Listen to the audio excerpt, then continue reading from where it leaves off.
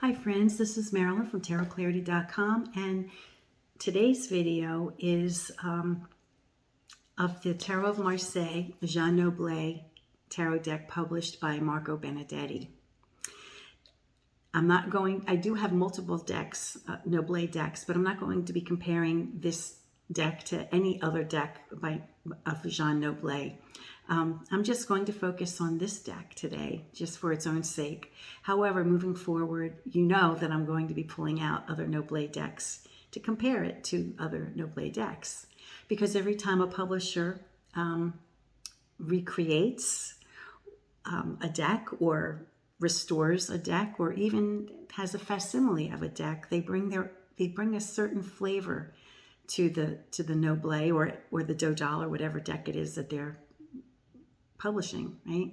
So every deck has its own flavor, you know, even though it might be a Noblet or a Dodal or whatever. So this deck has a very nice vertical telescopic box. The cover of this particular deck has the Magician with a restoration of the wand. It may or may not be a restoration. If you recall, I did a video a couple days ago about the possibility that the Torah is in the tarot, and if you subscribe to that, or you know, if you believe that, right, then the phallic nature of the Magician's wand was deliberately made to look like a penis. However, there's others who say, well, it was, you know, the wood or the matrix, the printing tablet was damaged, and so, you know, it damaged the hand and the wand. So who knows? None of us were there, you know, and as far as we know, there is no concrete evidence to prove either way. So this is the cover that Marco put on this particular deck. I believe there are other Noblets that he did with the Fool on the cover, but I just happen to have one with the Magician. As to why he didn't put the broken penis one, you know, on the cover, from what I read in like forums, he said that he didn't want to offend people who might be offended by seeing a penis on a cover, right? Because there are people are offended by everything, let's face it. So you have to you walk on a tightrope, right? I'm going to flip the camera so we can look at, you know, face the deck now instead of me. Okay, so this simply says Tarot of Marseille, made in Paris by Jean Noblet, 1650, restored by Marco Benedetti, Rome, May 2023. So this is hot off the press. The inner box is decorated by the back design. Now, I have already gone through this deck and used it, so it's not in the same order that Marco sent it to me. I just couldn't resist it, so I did take the cards out and shuffle them. As you can see, it's a thick, chunky deck. And if you know the Noblet, then you know it's a petite, almost bridge-sized tarot deck. So it's small. So it's small and chunky. The first thing you notice, and the first thing I noticed between this and the Payen, which is similar paper, is that it just feels so good in the hand. It feels wonderful. And if you can see how flexible, right? It's not stiff. A lot of times, historic, you know, art decks tend to be really stiff, right? And that's not the case here. Now, I had commented on the cardstock of the Payen, and I'll reiterate that here more briefly. Right away, you can see, right? You can see the lines. You can see the texture of the front of the card. And it's different than what's on the back, right? The back has a smoother feel, and the front has this line. I think Shel David called it verge, right? Like the verge. And what this is why it results with less friction. when you're handling the cards and you're sliding the cards. You know, when you sometimes when you get tarot decks and the paper's stiff and they stick together, and then you have to very gingerly peel the cards apart because you don't want to damage one card to the next. That won't happen here. Not going to happen, because this is superior. This paper is superior.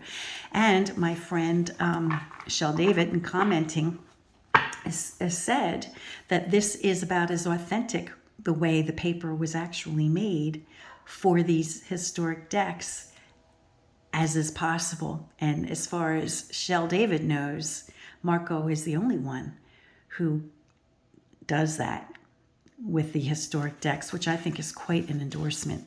Now, I wish I was clever enough to be able to make that observation, but I was very grateful that Shell explained it to me, because it does explain a lot. It explains why it's just, it explains why it's superior, and you can tell immediately when you open the box. So here we have the Fool.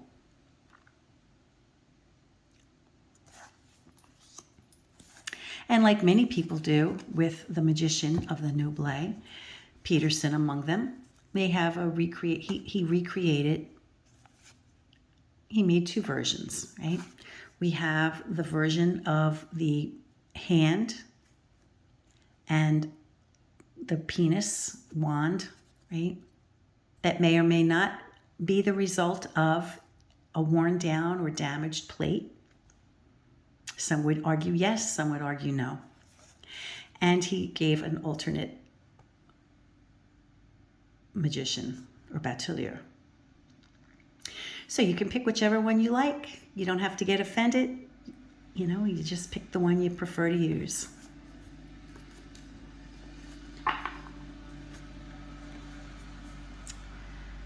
The papesse.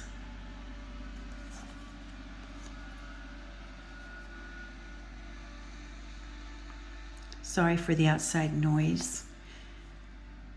You'll notice that the colors are saturated. The reds are red, the oranges and yellows are saturated. The blue is just divine. Delicious. And, you know, we've discussed this many times, and I know you probably already know this, but, you know, the Noblet has been considered the earliest TDM deck to exist until recently. There's been discussion that an earlier TDM deck has been found from the 1630s. I forget the name; it escapes me. I don't know who owns it, and I don't know if they're going to make it available for purchase. However, if it does become available for purchase, I'll be on it. I'll definitely buy a copy. But at any rate, I mention that because the Noblet now is the earliest. For the longest time, it had its reign as the earliest known TDM, and we distinguished it from other decks that came later by certain features, and we called them TDM 1 and TDM 2. One of them being the staff of the Pope, not having the tripled cross, you know, the three crosses and a globe. This has more like a shepherd's staff.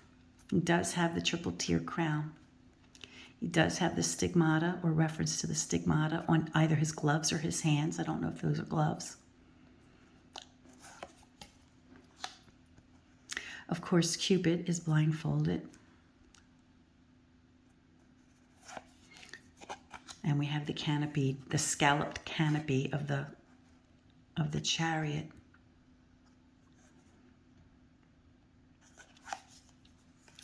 And you'll notice, the J and the U appear like I's and V's because it may have been, how English wasn't standardized.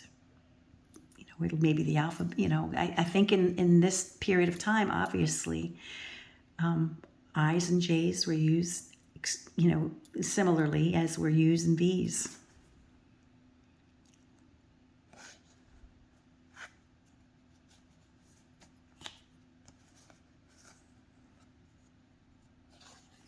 Look at that orange of the lion. Oh, so beautiful. And look at the subtlety between the bottom and the top of the, you know, the lion's hide and then the mane. Wow.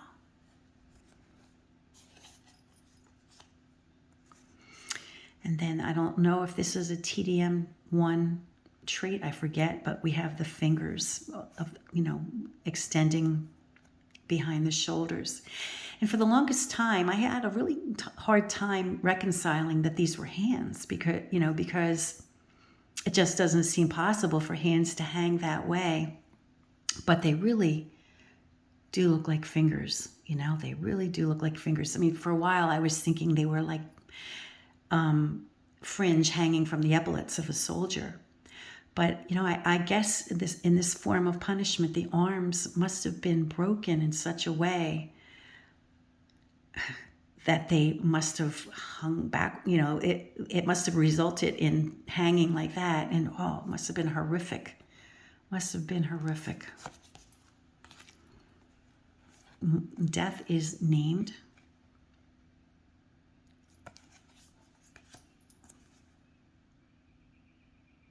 But you see the saturation of these colors. I mean, I'm pretty sure that's blue. That's not black. That's just scrumptious. And the red is so vibrant, and the orange. Oh, boy, it's just beautiful. We have the face and the belly of the devil.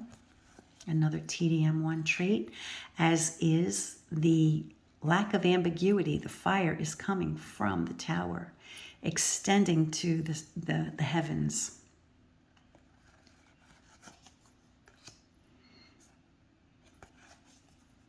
Front-facing moon.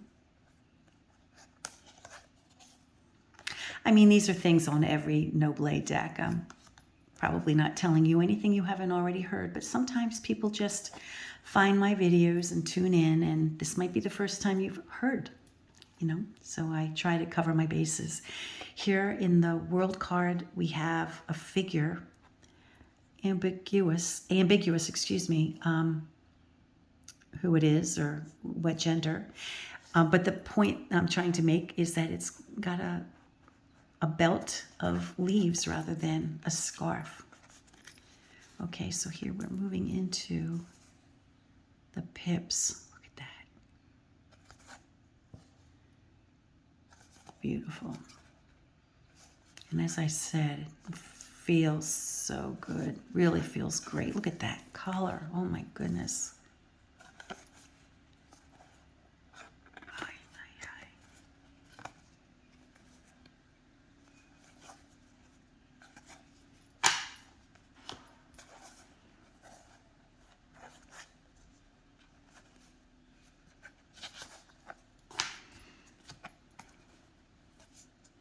Now, I don't know if any of the pips have telltale features that make it a TDM1 or 2. I don't remember. Here, my boyfriend, he's got the cloth covering the chalice, and in his hand, either a hat or a lid, and a wreath on his head. You know, but I've noticed in some decks that came after the Noblet that we have the Queen of Cups in a room, it seems, with what appears to be a window. And yet I wonder if, you know, it's really a misunderstood design feature from this card, right? Whereby we have the back of a throne or a chair that extends above and beyond the plane of the picture, and then the canopy comes down in front of the queen. This could have been something, you know, if she were outdoors, it would protect her from the sun, or just a fancy throne, right? But in later years, perhaps, this became misunderstood and was recreated as a window. The more you see decks, the more the greater variety of decks you see, and the more you observe different decks, which is why I love to have tarot decks, you start picking up on things and you start making observations, you know, and you, to me, it just seems like, well, this canopied top at some point just became a window in the Queen of Cups. I could be totally wrong, but that's just an observation I've made. Look at that color. Wow. So this deck shines in cardstock, which is exceptional. And color. Look at this color. Just unreal. And for sure, I will be pulling out my other Noblets to do a side-by-side. Not with all my Noblets, because I probably have at least 6 Noblets, but maybe 2 or 3. Because every time a publisher publishes a deck, even if it's considered a facsimile, they still have to adjust light, right? They still have to do things to the deck in order to make it be able to be photographed with consistency. So every publisher brings something to a deck.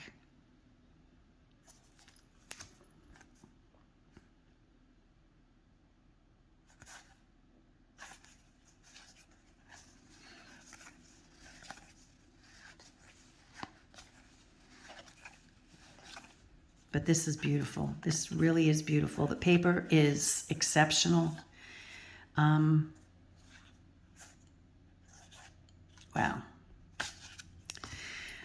I hope you enjoy. Oh, as far as shuffling goes, I'm having an arthritic day. It would probably be a mistake for me to try to riffle shuffle this because I don't have the strength in my fingers. But I think, well, if I go like this, right? Yeah, I'm not doing it. I don't have the strength to do it properly. But I've done it before with this deck, and it just glides. But even if you don't riffle shuffle, if you overhand shuffle like this, there's no sticking. The cards do not stick. They do not stick.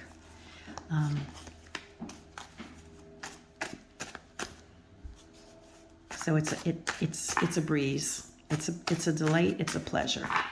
I hope you enjoyed this video.